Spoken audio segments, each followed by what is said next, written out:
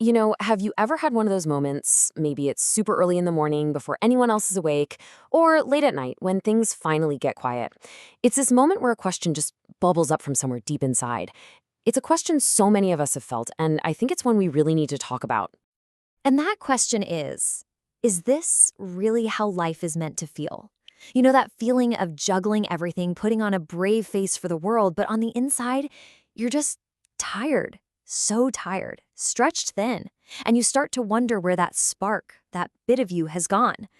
It's such a powerful question because it comes from that gut feeling that, you know what, something more has to be possible. So let's talk about the woman who's asking this question.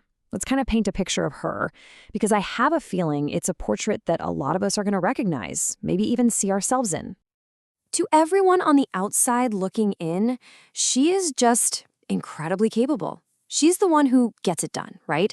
She can handle any challenge you throw at her, whether it's at work or at home.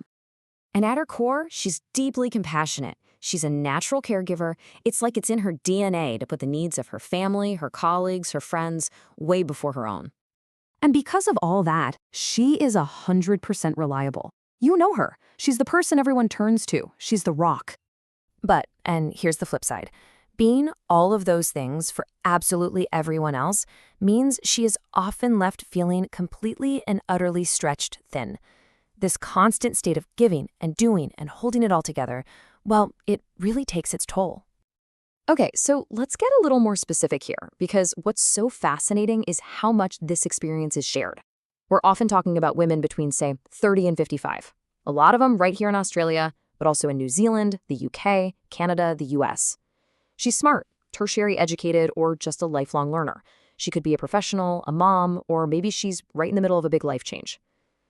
So often she's in a caring role, a teacher, a nurse, a manager, but honestly, it doesn't matter what her job title is. In every part of her life, she is that natural caregiver. And this feeling of being stretched thin, it doesn't just stay in her head. No way. It shows up in her body.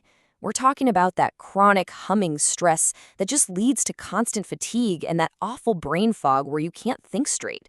It messes with your sleep, your digestion. It can even impact your hormones and your immune system. And it all leads to this profound feeling of being disconnected from your own body. But here's the thing. This is not a story about being stuck forever. It's a story about a really deep, really powerful desire for something more, for a life that feels completely different from the inside out. And this right here, this is the shift she is craving. It is the move from just surviving to actually thriving. Think about it. Going from feeling disconnected and numb to feeling grounded and calm. From just coping every day to feeling genuinely joyful and aligned. From having no energy to feeling restored and vital. From getting knocked around by stress to feeling confident and resilient. And maybe the biggest one of all, moving from feeling like you have to do it all alone to being held and supported by a community of women who just get it. So, the big question is, how do you actually make that jump? Well, the path forward isn't about adding one more thing to your to-do list. It's about this really unique combination of science and soul. The approach just has to be different, doesn't it? It can't be about pushing harder or trying to fix yourself with more willpower. It's about a fundamental shift. It's about getting back in touch with what you truly want and honoring your whole self, mind, body, and spirit in the process. And this whole approach, it's really built on two powerful pillars. So on one hand, you have credible, science-backed methods from neuroscience. These are practical tools that help you regulate your nervous system. That's the logic, right? The evidence. And then on the other hand, you have these soulful, somatic practices that really honor your whole self. This is the holistic wisdom, the intuition. And here's the crucial part, the real magic. It's not one or the other. True, real, lasting change happens when you bring these two worlds together. It's this beautiful blend of science and soul that gives you both the practical how to make a change and the deeper why that makes it stick. So when you actually combine these two worlds, the results can be just incredible. So let's take a look at what a life reimagined actually feels like for some of the women who've walked this path. So take Eileen from the UK.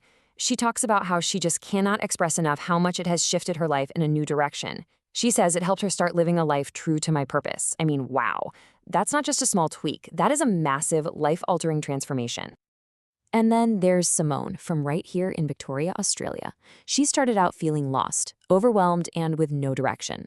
She says this experience honestly changed my thought process, my attitude towards myself, and I love this part. She says it also changed her relationships with family and friends. It just goes to show, when you change your inner world, your whole outer world changes with it. So really, at the end of the day, that's the promise. It's about moving beyond just getting through the day.